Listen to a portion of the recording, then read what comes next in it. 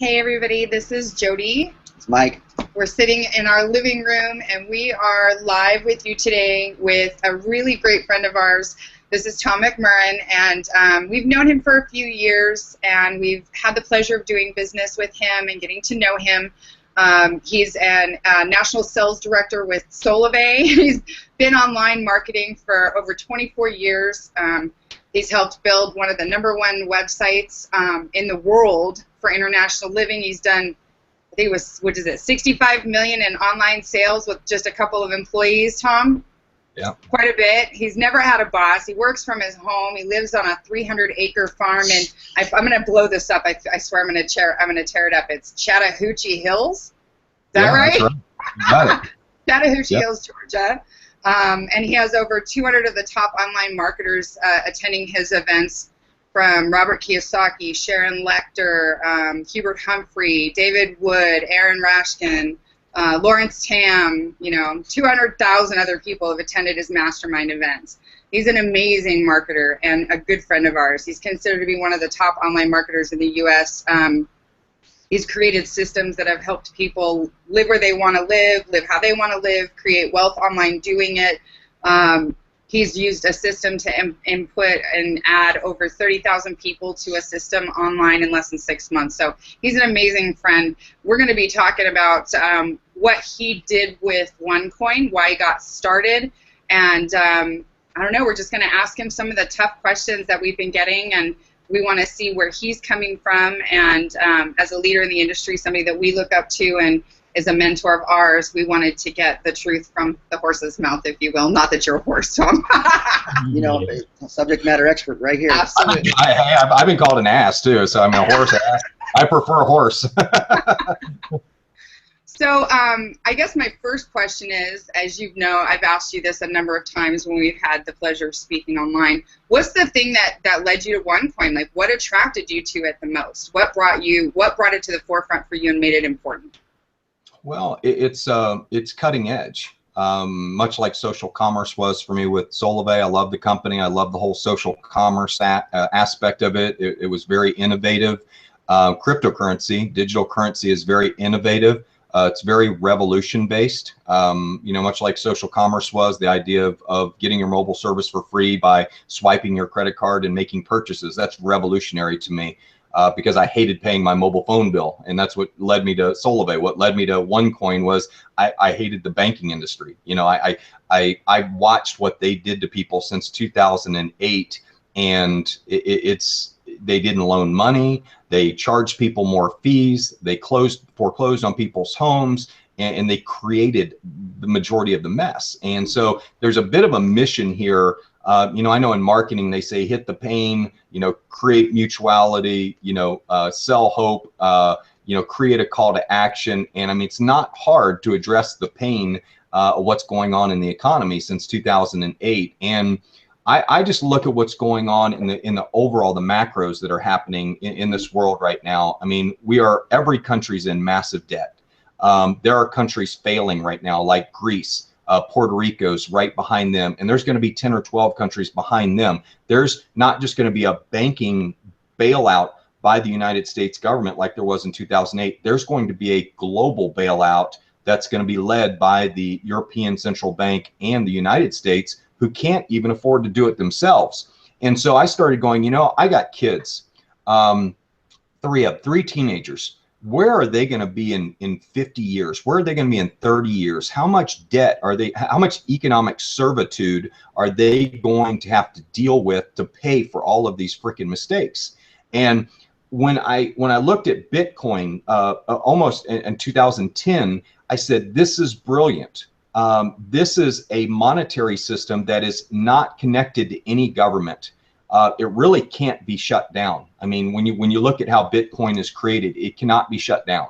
Okay, unless they just shut down the whole internet. That's the only way you can shut down Bitcoin. And it was very revolutionary for me. But it was a bunch of 35-year-old white male computer geeks that had created it, and they have not attracted anybody. And of course, they were a first mover. And fortunately, Laura and I invested a little bit of money in Bitcoin and made enough money to buy a car, which I needed at the time. And you know, I looked at what we're doing with OneCoin, and here we are. Bitcoin went from 10 cents to $1,203. It was the #1 producing investment in the history of the world. Right. Okay, that's pretty significant statement I just said there. Absolutely. And here we are with OneCoin. OneCoin has gotten larger than Bitcoin from a community standpoint in less than 8 months. It took Bitcoin 7 years to reach 250,000 active users, and we already have over 449,000 active users at the time of this interview. And guys, I want a plan B. I want something separate. I mean, imagine living in Greece right now and realizing with the stroke of a pen, the president only allows you now to withdraw $50 a day out of your bank account. Huh? Huh? I was going to say, can I interject on that real quick or ask you a question? Oh, yeah, sure. One of the things I've noticed as far as the whole European thing, the Greece thing, people, I think, over here in America have lived with entitlements and don't realize how people live over there and don't think, well, we're America, this will never happen over here. The banking industry is never going to collapse. The dollar will always be the reserve currency of the world. I don't think they think outside the American bubble. We're in a bubble and we have access to our money at the drop of a dime anywhere we go, and that's not the case in other countries. Yeah, no, I mean, you're very right, and people don't, because the media reports kind of what the State Department wants them to report in situations like this. So you don't hear of, I lived outside the country, and if I watch the BBC and I watch news outside the country, and it's different than what it is here. I can tell you that. And if you haven't lived outside the country, you don't know that to be fact. But until you do, you'll realize that you know, the media keeps the U.S. citizens in line for the most part. I guess there's some method they have there, but you know, when you see what's going on in the rest of the world, folks, we have a country. I use this example. I say, would you invest if I had a company, Mike, that had 15 million in debt, it had 5 million in assets, and I didn't have enough income to pay the interest on my current debt? Would you loan me money? Would you invest in my company? The answer is no. You would tell me to go file bankruptcy. Well, unfortunately, the United States already did file bankruptcy, because if you add, I think, 5 or 6 zeros to the numbers I just gave you the balance sheet of the United States government. And it's like, oh, wow. But we did file bankruptcy in 1933, and we've been bankrupt ever since, because we're issuing promissory notes now, which are promises to pay, but we don't have the balance sheet to back them up. In fact, we can't even pay China back what we owe them. And they're in bad financial shape right now, so they're going to be calling some of their notes due. And so what are we going to do? And you're referencing when the reserve was separated from the fiat currencies in 1933, when they separated the reserve. It's really we left the gold standard before that, earlier on, I think in 1913 or somewhere in that the early teens. But we really became a debtor nation in 1933. They realized being a creditor nation without anything backing it wasn't going to fly, so they just bankrupted the country, and we've literally been in bankruptcy ever since. That's why we issue promissory notes now, and it's just debt to maintain us, to keep us in bankruptcy. And you know, that gets a little technical for most people, and I don't want to get deep into that, but that is the truth. And so, it's worked up until now, until the disaster of financial mismanagement that we found ourselves in. With all of the debt, and I don't know how much more debt we can issue, but here's the bottom line. Regardless, wouldn't you like to have a plan B? You know, wouldn't you like to have a way to transact business outside of the federal monetary system that you're currently basically a prisoner to, because you don't think you have another option, but you do. You have several options, actually, and we'll be talking about that in this interview. Great. All right, so I got the biggest question I'm sure y'all get. This is a Ponzi or a pyramid? That's okay. The risk. Yeah, great question. It's a Ponzi. If you look at it by definition, you have to use current monies to pay future obligations, and so you have to have money coming in constantly to pay people that you owe. Okay, so the reality is, with OneCoin, we sell a product, okay, for $100. $48 goes to the company for that product. So they have $48 in operating capital. They deliver let's just say coins to you, just keep it very simple. They deliver your coins to you. And Once you have your coins, the company has no obligation to buy those back or to do anything with it. All you're going to do is trade it on the exchange. So an exchange has been set up where people can buy and sell the coins. So the value of the coin is determined by the community. The company has no future obligation to pay any money to any representative. All they have to do is pay out the $52 in commissions at the point of sale, and they do that every Monday. Yep. So we're operating on current cash flow, and it doesn't make it a Ponzi scheme. So anybody who says this is a Ponzi scheme, they may be looking at our binary structure and say, "Ooh, that looks like a pyramid." Well, you can look at the federal government and say you got the president, you got vice presidents, you got, the members of Congress. It's a pyramid too. The church is a pyramid. Every company is a pyramid. Yeah. My phone's blowing up. Sorry, I got people asking me questions. He's got posts going. So I tell people, I mean, if you really are intelligent, when somebody tells me it's a Ponzi scheme, that means they're not intelligent. And trust me, I know I've been through a $500,000 legal battle for what a Ponzi is, so I know what Ponzis are, okay? Well, didn't you just describe the Ponzi with that whole thing just like 2 minutes ago? Like, yeah, I mean, isn't that a Ponzi scheme? I mean, yeah, no, I mean, think about it. We're issuing new debt right now to pay the interest and the bills of our economy because the existing revenue we have doesn't cover the interest on our debt. That is the pure definition of a Ponzi right there. So yeah, you are right. And I mean, I just wanted to clarify that. Yeah, no, but what's interesting about a cryptocurrency is you can't issue more coins than are made available by the algorithm. There are companies out there that are issuing what I call poker chips, and they just keep printing more poker chips, kind of like the United States government. They're just called T-bills and T-bonds and things like that. Those are poker chips. Gambling on whether you're going to be right to issue all that debt to try and recover the economy. But there are companies that are out there that don't have an algorithm. An algorithm will create a finite number of coins, and once it's created them, there can't be any more coins created. Right. And at which point, when the supply is limited, much like gold or silver or any resource that's out there, finite resource, the minute it's all mined, if you will, or it's dug out of the ground and people own it, when there's demand for it, the price is going to go up. Well, that happens with cryptocurrency. Cryptocurrency is very much like gold or a finite asset because there's only so many coins that can be created. Once they're issued, much like Bitcoin issued 21 million coins is the max they can issue. Once those are issued or mined, as we call it, then the value is just going to go up. Now, look what's happened with Bitcoin since Greece is gone under. Bitcoin's price is starting to skyrocket, and I bet you will see $400 or $500 a coin. I just bought $4,000 worth of Bitcoin the other day because I believe it's going to $500 or $600 again, and it could go higher. Greece could really put a demand on Bitcoin in a very big way. So one of the questions I got earlier on the whole Ponzi scheme thing was why did I charge to get into Bitcoin? And he also said it's an illegal Ponzi scheme. I said, he said, not true. It's not a U.S. business. It's up to foreign governments to deal with it. No, because it's based outside of the United States, a Ponzi scheme. More Ponzi schemes are created in the United States than outside of the United States. So, he said if it was legal, why aren't they U.S. based? What we're doing, okay, why wasn't PayPal U.S. based? Remember, PayPal was a Ponzi scheme when it first came out. PayPal now has 181 million. Why can't a company be based out of the United States where maybe the American bubble? Telling you, right?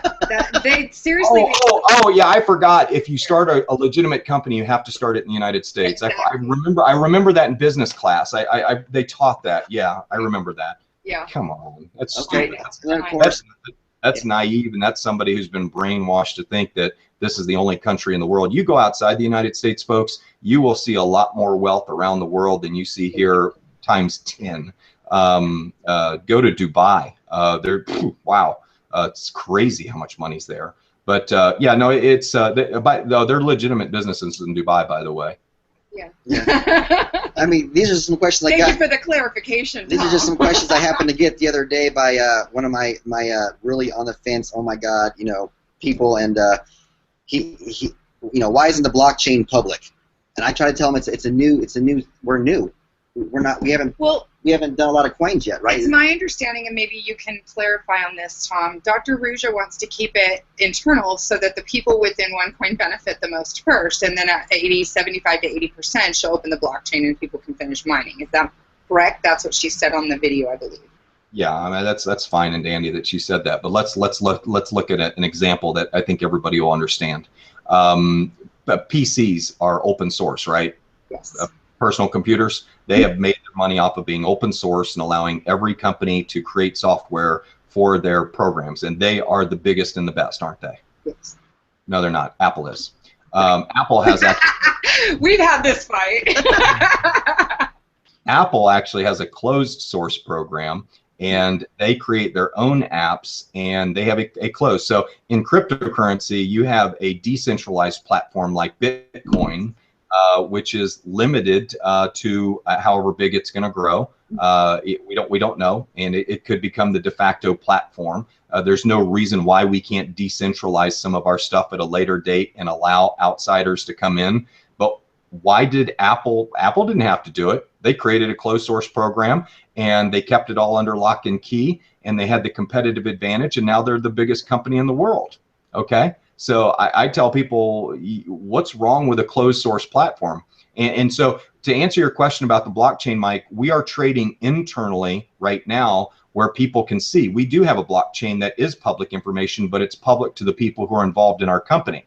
When we go public on an exchange like XCoinX, it will be fully audited. And by the way, there have been big exchanges in Bitcoin that have gone under. So anybody in Bitcoin who criticizes us has to remember Mt. Gox. Mt. Gox went under and hundreds of millions of dollars were lost, okay, because it wasn't audited.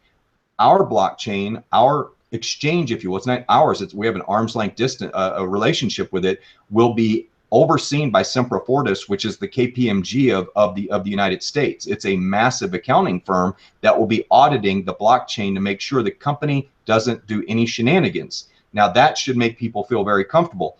In the beginning, folks, you're going to be doing a lot of stuff internally. You know, you're going to first have to create a community. We've cracked the code on that. 449,000 people were bigger than Bitcoin in less than 8 months. You can't deny that.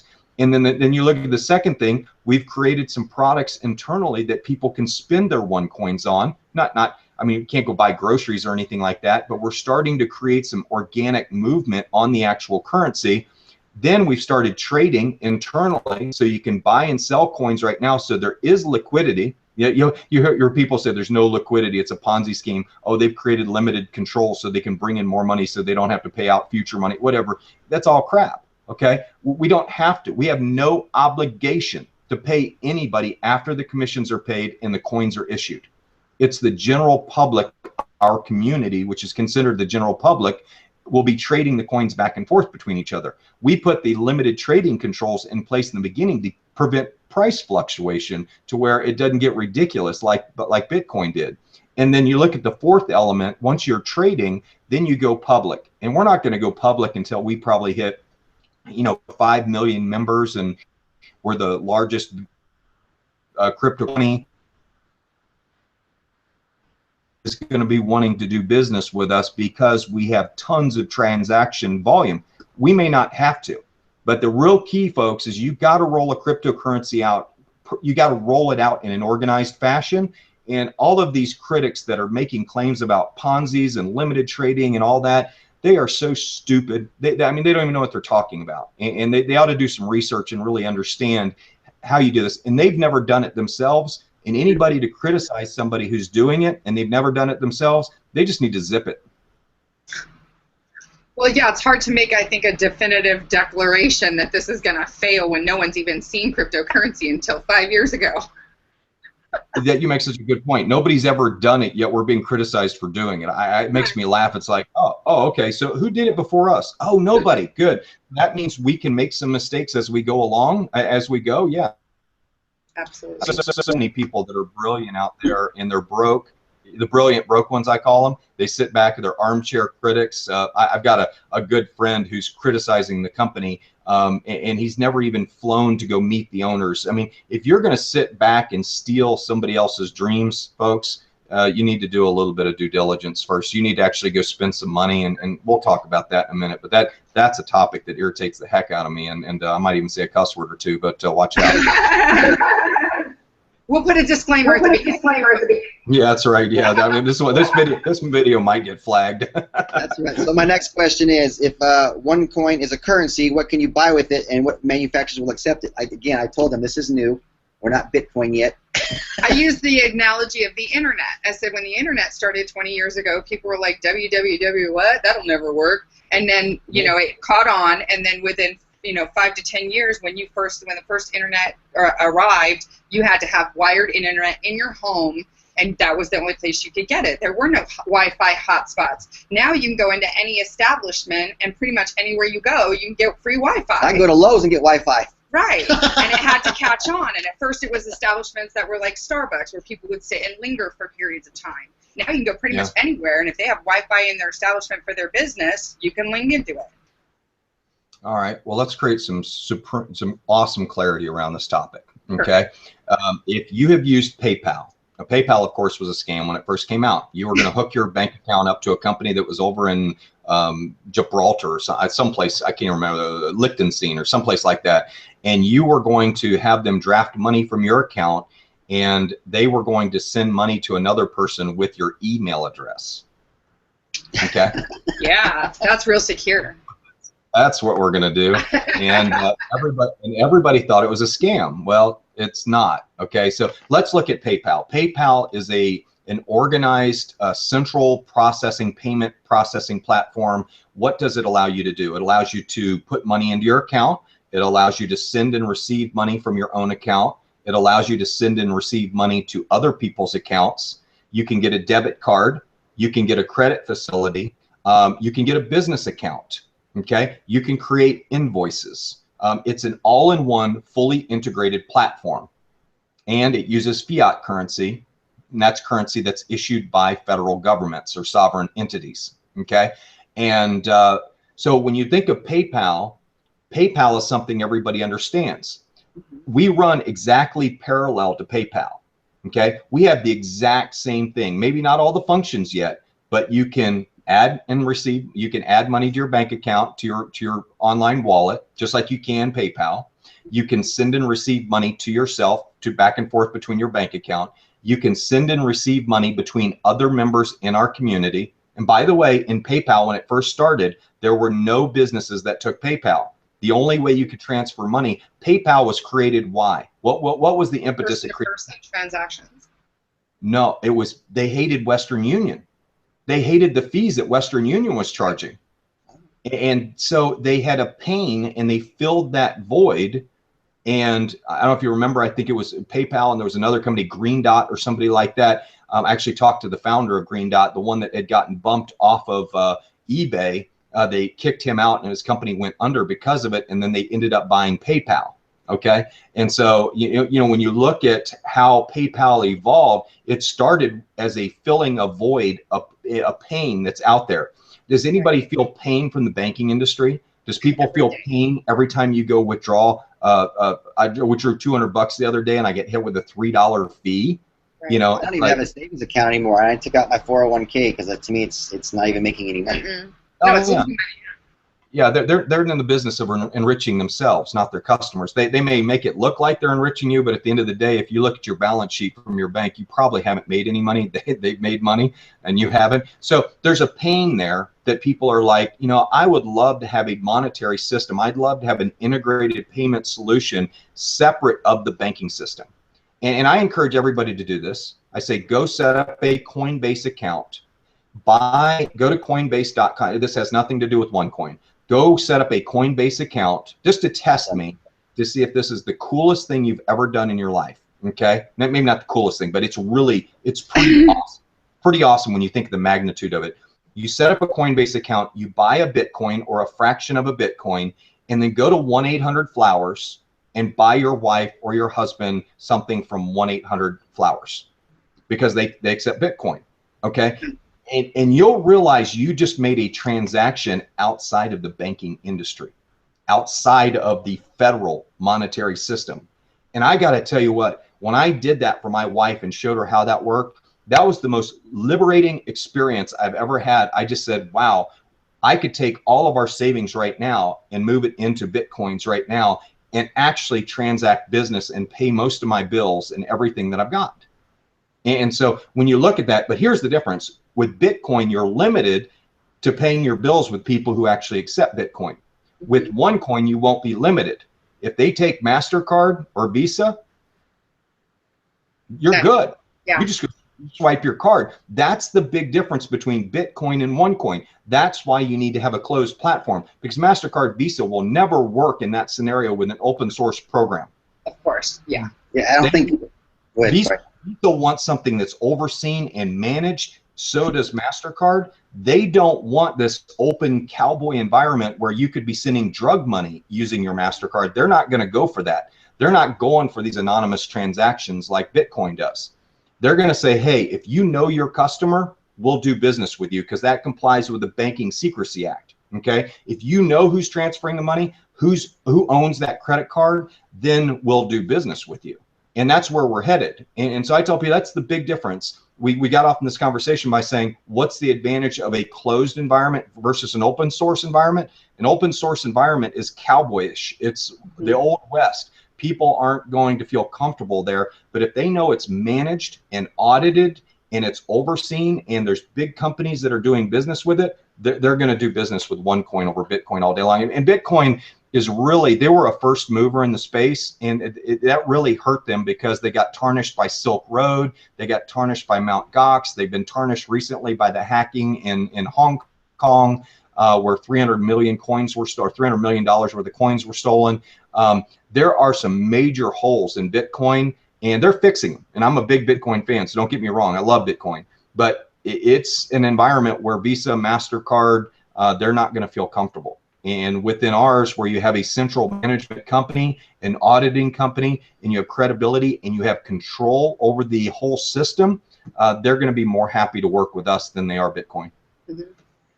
Okay. I've been trying to educate people about, you know, the national banks. You know, how the Rothschilds own the banks and whatnot. People don't believe that a family or you know, back in the day could have that much power over the whole banking system over the world. You know, again, you're a conspiracy theorist. So it's just funny how people are uneducated really on they believe what they see on the news, they believe what they read on those blogs, you know, and it's a scam and this, that, and the other, and it's just, again, it's just frustrating that they won't actually do some real education or look it up because, you know, it's time consuming or something. Yeah. Well, I think people, they kind of want to be blind to certain things because they just don't have the room upstairs to want to have to deal with that kind of stuff in reality. I always say that people like living in a bit of a fantasy world, and then that's okay. But when tough times come, please take responsibility for yourself and make sure that you can own up to your own responsibilities and don't rely on everybody else to take care of you. And to me, that's the big thing of that. I'm a prepper. You know, I live on a farm. I grow vegetables. I have cattle. We have fish. We have deer. We have solar. We have wood burning fire. Take it away if he needs it. Yeah, I mean, I look at that. I'm trying to stay with you, Tom. Anytime, you know, you guys are welcome. I mean, just 24-hour notice. I got room for you. But it's. I look at that and I say, what, you know, because we have to, because we get caught in an ice storm like we did 2 years ago. We're stuck here for you know, last time it was a week, and you know, we got to make sure we can take care of ourselves. And that's, to me, when you look at OneCoin, it's just an alternative. And folks, there's going to be tens of thousands of digital currencies out there. There's going to be lots of them. There's a great video online that I like, The Future of Cryptocurrencies. It's a Bitcoin speaker, and he's right. The more cryptocurrencies there are, the more successful we're going to be. The more franchises there are on the street corners of an intersection, the more money they all do. And they call it the McDonald's effect. McDonald's would put a restaurant, and then Burger King would put one, and then Wendy's would put one, and then, you know, Hardee's would put one, and next thing you know, that whole corner would blow up and tons of business would be transacted there because of those 4 restaurants locating there. So when we look at the McDonald's effect, the more cryptocurrencies, the merrier. I don't have a problem when somebody starts a cryptocurrency. You know, just don't try and tear down what we're doing to try and build you up. And I see that happening all the time, and it's just that shows a lack of character. It shows a lack of drive, the ability to go forge your own path and be your own pioneer and create your own turf. But I'm excited about what we're doing. Andreas Antonopoulos is a Bitcoin. He's a Bitcoin developer. I've been studying a lot of his stuff, and he was talking about that, about the different coins that will come out, that there aren't hundreds or thousands, there's going to be millions of them, and that they'll have a society or a community that utilizes them and adopts them, and they'll have value. So I get that completely. So one of my questions would be, at this point we talked about some of the risks of getting involved in OneCoin, or the assumed risks that people take in any investment. What would you say are the rewards right now of getting involved in OneCoin? Well, and I'll just kind of just a little caveat. These are all my own personal opinions and everything, so this is not the company saying this. And every company has risk. I tell, first off, put into it what you're willing to lose or what you can afford to lose. I think everybody has to accept their own responsibility in what they do. Any startup company has risk, and we've addressed that. I've seen companies implode with 50,000 people. This one has 400,000 and something people, and I had a guy that just wired his money in yesterday, and he was upgraded today by the time I woke up. So I know this company's rocking. I mean, they have got it figured out. And so the you know, to answer your question, I mean, when we're looking at you know, the growth of what we're doing, you know, where's the coin going to go in value? I can speculate and say $50, $100. I mean, I could say 25. If it goes to 14, you know, 15, I've made 10 times my money. Yep. I've already made enough commissions out of the company to recover my initial investment. So everything I do this forward is cash flow break even. I look at it as a real business, guys. I'm investing in something that I believe in, and I'm sharing it with others, and I'm earning a commission doing that. That's the American dream. That's American entrepreneurialism. And I think everybody has a responsibility that if you get in, that if you put one toe in and that's all you're going to do, you'll get one toe's worth of results back.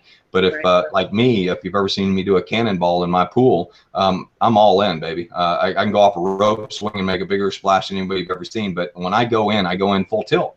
And I think the rewards of this, I tell everybody, and this is an interesting point, and I've really got to put a legal disclaimer on this. This is not an IPO. It is not a securities. It shouldn't be looked at that. But when I got involved in this company, it's kind of like owning a company, being involved in a startup company where you get stock as well. That's the real way that you earn wealth. I mean, the people who were with WebMD and the people who were with Google and all the billionaires that were created, they didn't create their wealth from the actual income they received. They created their wealth from the equity that they had in the company.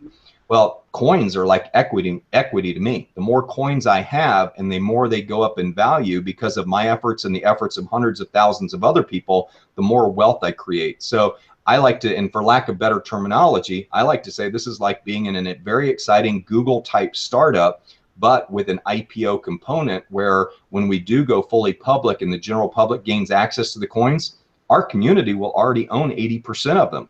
So when we submit 20% of our coins to the public and they all jump on it because everybody's using it and they've never had access to it unless they join our company, it's going to skyrocket the coin. Now we know that Bitcoin went from 10 cents to $1,203. No, past results does not guarantee any future performance, but come on, we're already. I looked at my wife. I said, we're laying in bed, and I'm going. In May 1st, I'm like, 211,000 people. Wow, this thing could be bigger than Bitcoin by the end of the year. 2 weeks later, 40,000 people joined, and it was bigger than Bitcoin. And I told my wife, I said, you know what? We did well on Bitcoin. We bought a car. We're going to buy a yacht this time, okay? Because this one's going big. So, but I tell everybody, if it hits, I believe that I've got a 50 to 1, 100 to 1 potential return on everything that I put in. If it doesn't hit, I've got a tax loss carry forward for about 10 years, but I've already broke even, so I can't complain. But I think that the return on it is going to be determined on how much you put into it. And if you are a builder and you're watching this video, you know as well as I do, the next 180 days will determine 80% of your net worth that's driven from this company. So the next 180 days of really getting after this thing, every day before we hit critical mass, before we hit that hockey stick curve, because we're not even there yet. We're on a different scale than most companies. But when our hockey stick curve hits, folks, look out, because everything that you've done up to date could be magnified times 10. I say could be, there's no guarantees, but everything that you do right now, it's like I'm working 12-hour days, 20-hour days right now. It'll be the equivalent of working 200-hour days, you know, if I'm trying to keep up later on. So I'm maximizing every hour I have right now, and I got bags under my eyes because I just can't sleep. I love what we're doing, and I think it's potentially a 7 or 8 figure payday. There will be people that have 9-figure paydays. That's $100 million, folks. I'm telling you. There's already people that are in that position to earn that kind of money. So with the business side of it, you could almost say it's like crowdfunding with stock options and a gold bonus. Yeah, I mean, yeah, no, it really has the advantages of a lot of those business models. I mean, yeah, we can diversify 40% of our income into gold because we get tokens on 40% of our income that allows us to buy more coins. We are allowed to buy our gold coins with our OneCoins, which is really awesome. You know, so I'm going to accumulate a whole gold portfolio. I'm going to develop, obviously, a really great income with the company. And I'm also going to have equity in all of my OneCoins that are increasing value. So I'm making money on 3 fronts. Right.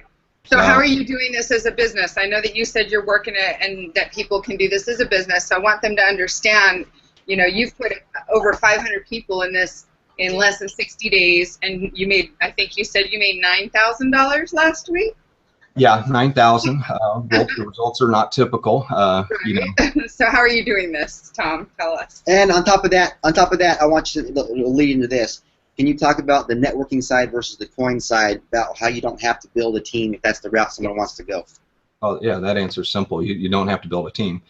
You can actually just buy an educational package, you get your tokens and put them into mining, and you can acquire some coins. And you can sit on them and wait for them to appreciate in value. And if they do, at a future date, you'll be able to sell them on the exchange and convert your coins back to fiat currency if you want to, if it still exists. Right.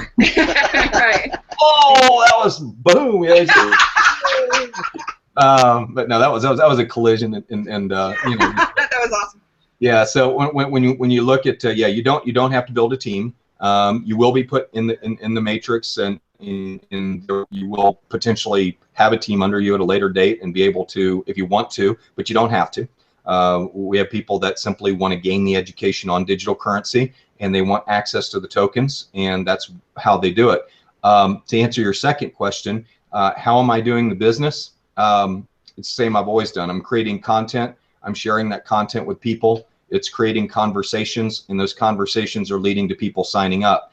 Out of the 140 people that I've enrolled, I've only met one of them face-to-face. Everything's been done online. We do Google Hangouts, these types of presentations every night. And by the way, here's a great example. This interview is content.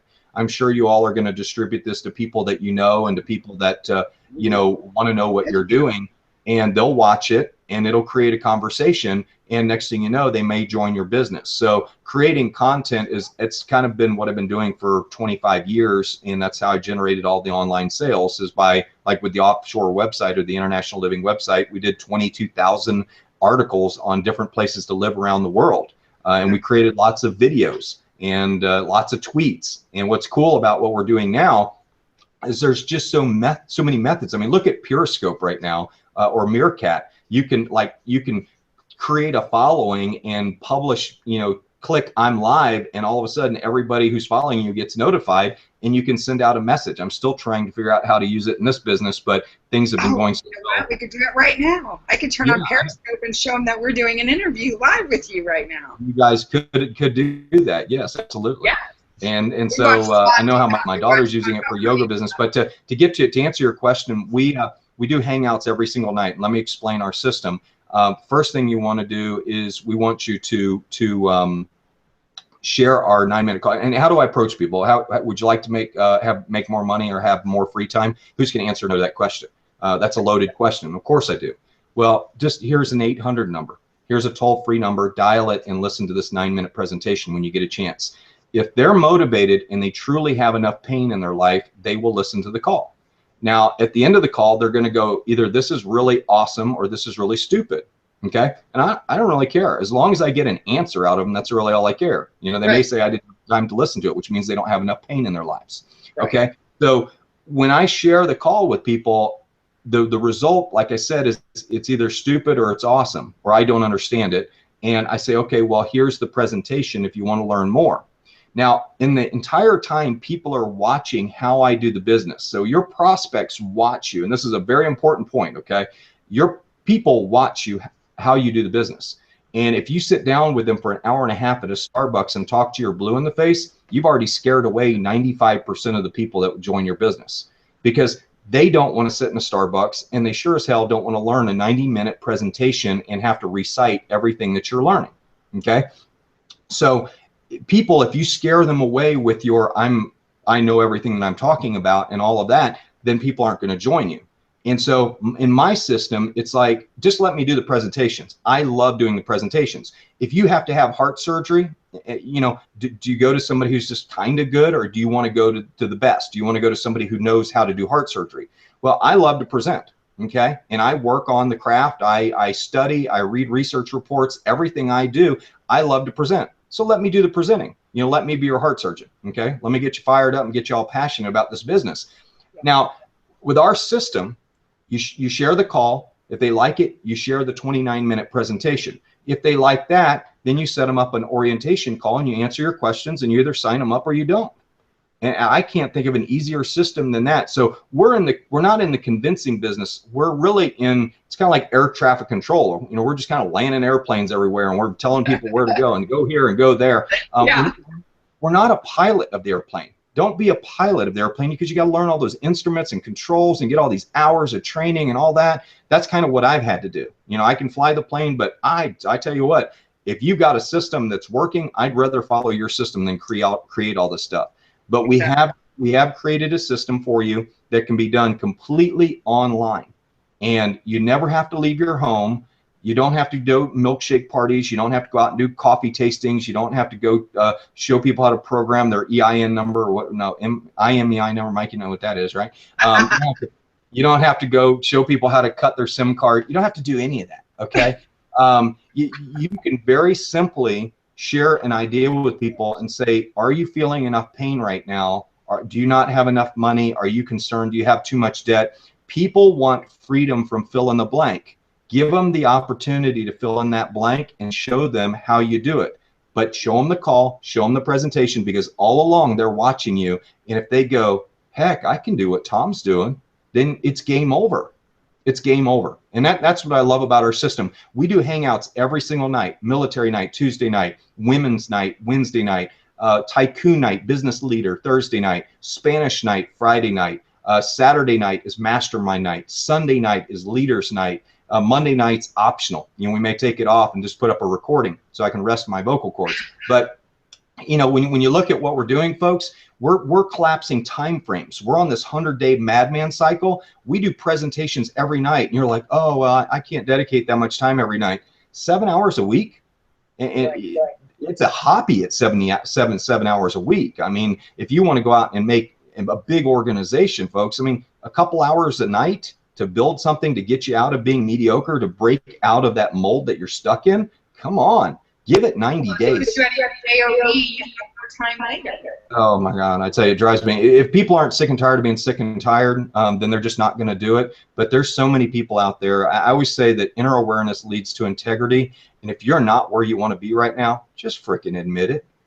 You know, you're not the only one. You're not. Your egos. You're gonna. You know, it's funny. You'll be sitting in a circle and you just say, "I'm not where I'm at financially." And you know what everybody else in the circle will say? Neither am I.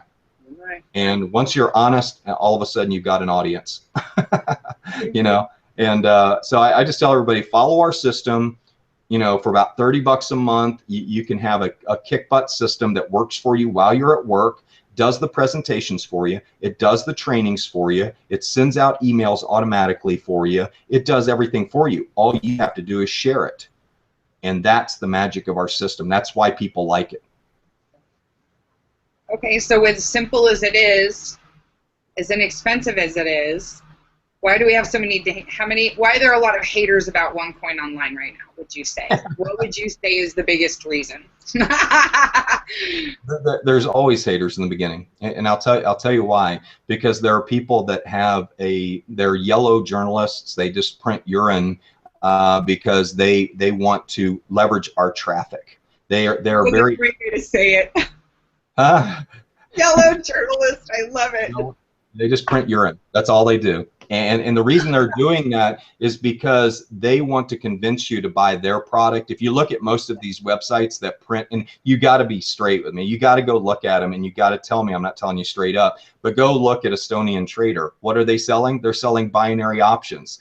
Yeah. Go look at Behind MLM. They're selling some MLM awareness kit. They're trying to sell you stuff that they are marketing. Okay. And the reason they're leveraging our traffic is because the crap they put on their website is not good enough to get top search results. So they have to, like those little sucker fish that attach to a whale, they have to attach to another entity to get the traffic, because no one wants to read their negative garbage. And the only way they can get their negative garbage up on the search results is to leverage a search term that everybody's searching for.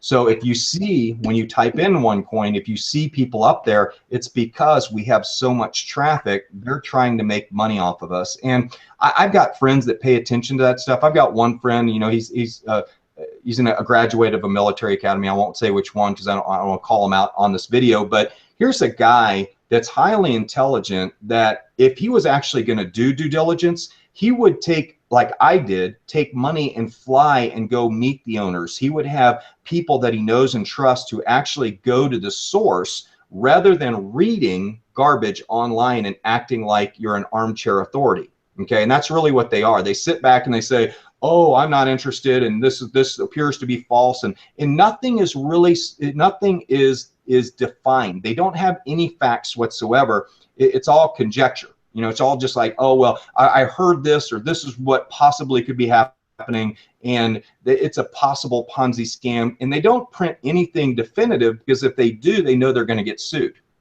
So that's why when you read between the lines of this stuff, you go, they provided no facts whatsoever. They just made up a whole bunch of crap so they could get search results so they could sell some other crap. Okay. And so I look at people who do that, and they irritate me. Number one, let me tell you why. Because they steal people's dreams.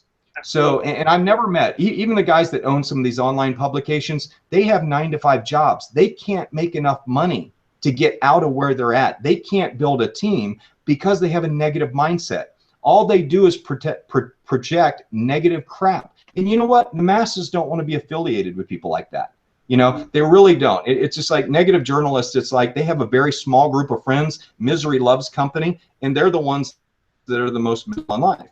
And so I tell everybody, and that's why I love you guys. I mean, I love how positive you are, how motivated you are, and everything that you're doing. And it's like, if you're going to be in a startup, folks, you got to have thick skin. And if you don't, it's not for you. I told a guy the other day, he was at the bank, you know, bank gave him some problems about doing his wire. He came back, he researched online, he talked to a couple people that had posted negative comments, and he said, no, I just feel uncomfortable with this. I said, fine, it's not for you. You know, just go on. I don't, you know, you are missing the opportunity. I feel bad for you because somebody who lacks credibility stole your dream, and I feel bad for you. But, you know, folks, I do my due diligence. You know, when I go full tilt on this thing, I don't just stick a toe in. Some people stick a toe in and then they get blown out of the water by the guy that does the negative cannonball in the water. It's like, come on, man, just do another cannonball on top of them, you know, and say, get out of here. But so they're the revolution leeches. They're grabbing onto a rev, because you mentioned that this is a revolution in the market, like a shift is happening. So on top of that, can you talk about that shift that's happening and why they're I mean, obviously there's a shift taking place, and that's why they're grabbing onto the traffic we're getting, because there is a shift. So maybe we can expand on the shift that's happening and make people see the positive of it instead of the negative of that. Yeah, I mean, the cause, they got to have a cause, and their cause is just negativity, and it's self-importance. At once, you know why negative sites always look like they're king is because 80% of the companies do go out of business. So just by pure statistics, they actually look like they're smart, and some of them they probably caused to go out of business, so they increase their things. But to get to your point about positivity, yeah, it's a revolution. I tell people, if you want to be outside of the banking system, if you want to be autonomous, if you want to be able to have freedom, if you want to feel what real liberation is, then you need to take a serious look at this industry. You need to look at the research reports that are online. Don't look at paid publications with advertisements. Don't read these stupid blogs. Go straight to the industry sources. Learn everything you can about Bitcoin, you'll be blown away. It's a little bit intimidating, but at the same time, you go, wow, they've created a whole monetary structure outside of the federal government that can't be shut down unless you were to shut down the entire internet. That's how powerful it is. It cannot. Well, you don't need to be a subject matter expert, do you? No. No, heck no, man. You just got to have a passion to, you know, say, hey, I want to be involved in something that's revolutionary. I want to be excited. And sometimes ignorant enthusiasm is the best kind of, enthusiasm. It's just, you know, you go crazy and just love what you're doing. But I look at what we're doing, and I could tell people, if you go do a Coinbase transaction, you will be hooked on this industry. You'll go, wow, the government has no control over me anymore when it comes to a financial, from a monetary standpoint. I can still transact business, even if they sign an executive order saying I can only take so much money out of my bank account. And that's cool. But to really look at the positive side of this, folks, we're going to be lifting a lot of people up. We're going to be creating a lot of wealth. We've already got 300 people that have maxed our comp plan at $40,000 per week. And when you look at what we're doing, man, we're creating wealth for people, you know, and we're giving people an alternative. We're helping them fill in that fill in the blank for what they want freedom for.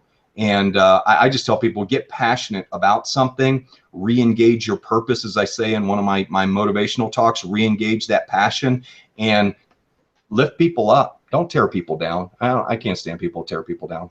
Yeah, absolutely. They're punks.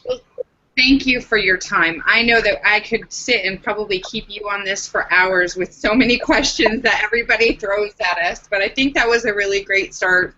I definitely think we touched on some of the bigger objections that people have. Absolutely. I definitely think that a big call to action for people from this point forward is take advantage of, if you have questions and you don't have enough information to feel like you're committed to making a purchase and getting in, at least set up a free account and look at the back office, look at the system, look at the education package, because that's what we're really offering here, is the education about this shift that is happening in the economy. Would you agree with that, Tom? Yeah, absolutely. And set up a Coinbase account. Do go through the action. And really, if you don't do that stuff, you're just not uncomfortable. You're not sick and tired of being sick and tired yet. So if you don't do that stuff, it's just because your excuses are greater than your dreams. And I tell everybody in this business, if your dreams are more powerful than your excuses, you can go achieve great things. And I know that better than anybody. With every adversity in front of me, everybody's got adversities. But the important thing is, if your dreams are big, and your excuses are very limited, you'll win that battle every time. But I totally agree. Take time. It's going to take you 30 days to get educated, you know, to feel comfortable about everything. And it's a new frontier. It's an industry less than 10 years old. It's like going back to '81 with Microsoft and saying, we're going to start using a Windows platform. Right. Who the heck knew what that was? You know, and then email comes out and, oh, we're going to send email. Who knew that? I had people say that they would never send email, you know, and then social media came out. Ooh, I'd never put my profile on social media. Yep. Point, you know. And so when you look at what's going on out there, folks, it's just best not to say. And the sooner you would say, I'm going to, I think you're going to be in better shape. Absolutely. I just want to point out, here's my Coinbase app right there. I'm already on it. Wow, that's awesome, dude. That's awesome. But my biggest thing is, I just want my friends, my family, to ask questions, man. Quit thinking, again, don't read what the websites say. Ask someone, a subject matter expert, I guess, in a sense, or someone knowledgeable like you, I should say, or, you know, get on the phone with these, or do your research online, but ask questions so you can be really, truly informed, because you're doing yourself a big disservice by not checking out this. That's all I got to say. Yeah. Mike, I saw one of the emails you sent me one time from one of your military buddies, and I just read that real quick. There are a lot of people that like to keep you boxed in. That they don't want you to leave outside of their environment, because then it makes them feel uncomfortable. So they'll do whatever they can to hold you back by making statements that they haven't justified, and they're like control freaks. And they say, oh, if you do this, you're going to hurt the reputations of others. You're going to hurt your reputation. And they create doubt in your mind. And to me, those are the raisins. And I tell people all the time, stop listening to advice from people who aren't taking care of you. If they're not going to pay your bills, and if they can't pay their own bills, why are you taking advice from them? Yeah, to say I take advantage. I take advice from people. I see your tax returns. Would you send me your tax returns first? Because if you're not making over $500,000 a year, I'm probably not going to listen to your opinion. But you know, I think, yeah, people listen to broke people all the time, and they just end up broke with them. And I don't think that's what anybody should do. So yeah, you're on the money. But let's go find those grapes, and let's go find those people that have an abundance mentality. And let's find people that really want to, that are dreamers, that want something better in life. And absolutely. You know? So if you have questions, if you want to set up your free account, feel free to go to our link. We're going to post the link with this video when we share it. But go to www.the number one currency.com. The OneCurrency.com. The OneCurrency.com and get started. Set up a free account. Get yourself into the education in the back office, and take a look at this shift that's happening. It is affecting you, whether you realize it yet or not. It is. Greece is affecting the euro, and Puerto Rico is affecting the dollar, and together it's affecting global commerce and economy big time. So you need to take a look at what we've got. Awesome, and the domain is right here below us, so you all can see it. It's right there below. Mike's looking for it. He goes, "It's not there. It will be." Right. Wait to see the look on his face. He's like, "Really?" I fell for it. He did. He's like, "What?" Thank you, Tom. Thank you for your time. I know how busy you are, and I love you for bringing us into this and keeping on us and not giving up on us. And even when I didn't respond to your messages, you kept sending them, and I appreciate you being persistent. So thank you. Thank you. Great to have you on the team, and I'll see y'all in Vegas. All right. Bye. Take care. All right. Cool.